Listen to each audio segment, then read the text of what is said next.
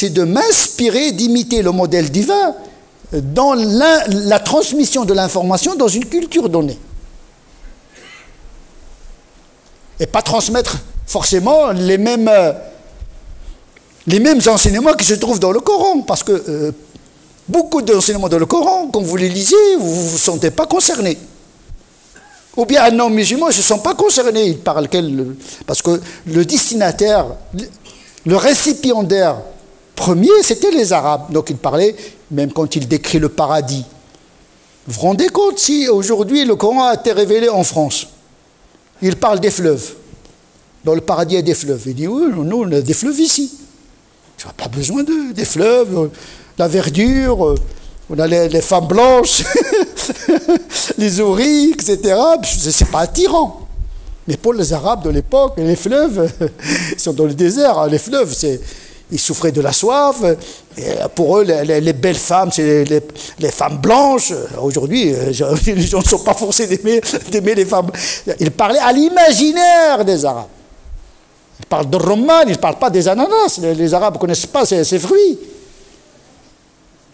Aujourd'hui, donner des exemples comme ça à des peuples, ça ne les incite pas à vouloir le paradis. Et parce que le Coran, il parle à l'imaginaire des Arabes. Mais l'imaginaire des Arabes, c'est pour mon imaginaire d'aujourd'hui. Moi, j'ai d'autres. Les hommes d'aujourd'hui, ils ont d'autres fantasmes, d'autres imaginaires. Donc, comment simplifier tout cela et le rendre accessible à l'imaginaire de notre époque? En matière de l'aqida, comment rendre la promesse de Dieu, comment rendre l'unicité de Dieu audible et intelligible à nos contemporains? Il faut faire preuve de pédagogie et de simplification. Et donc le Coran, il a procédé par facilitation dans la communication, puisqu'il a communiqué avec les Arabes à travers la langue des Arabes, selon cette mode, selon cette variante, parce que l'arabe de l'époque, il y avait beaucoup de dialectes. Et ces tribus-là ne partagent pas forcément tous les vocables. Et donc le Coran a été révélé selon les langues, 7 langues. C'était une dérogation pour l'époque. Avec le corpus d'Othman, ça y est, on a arrêté les variantes parce que le but, c'est de communiquer l'esprit du Coran au maximum des Arabes de l'époque. Une fois que le Coran a été compilé, c'est aux musulmans de traduire ce Coran aux nouvelles générations, en s'inspirant de la méthodologie coranique. Traduire le Coran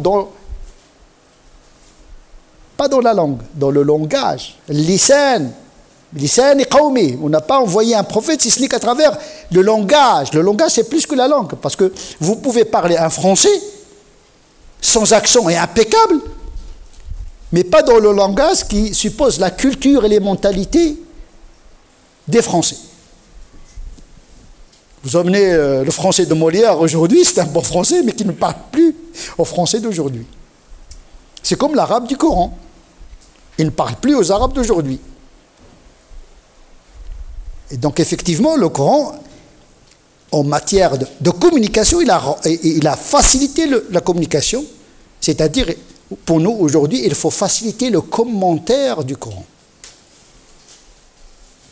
Il faut le rendre simple. Au lieu d'égarer les gens dans les détails, il faut se concentrer sur l'essentiel quand on explique le Coran. Le Coran, ce n'est pas un ouvrage d'histoire. Aujourd'hui, quand les gens commencent à expliquer le Coran, le récit de Moïse, ah, le bâton de Moïse, il était jaune, il était combien de mètres, combien de centimètres, c'est pas ça la moralité de l'histoire, parce qu'il ne s'agit pas d'histoire, il s'agit de récit. Ce n'est pas la même chose. Le Coran, ce n'est pas un livre d'histoire. L'amthal, le qasas, ce n'est pas la même chose.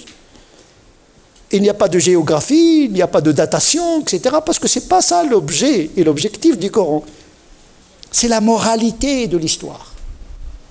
Donc au lieu de chercher les détails, est-ce que Iblis avait une femme ou pas, est-ce que, etc., Moïse, comment il était, si c'était intéressant, Dieu l'aurait expliqué, mais ce n'est pas intéressant, ce n'est pas ça l'objectif, c'est soutenir le prophète dans sa mission. Il ne faut pas que le prophète se sente solitaire. Donc Dieu, il lui narre, il lui conte l'histoire des autres prophètes dans des situations qui correspondent aux mêmes situations traversées par le prophète en question. Donc il y a une convocation du récit pour soutenir le prophète dans sa mission. Parce que tout ce que les prophètes ont subi de leur peuple, le prophète sallallahu alayhi wa sallam a subi la même chose.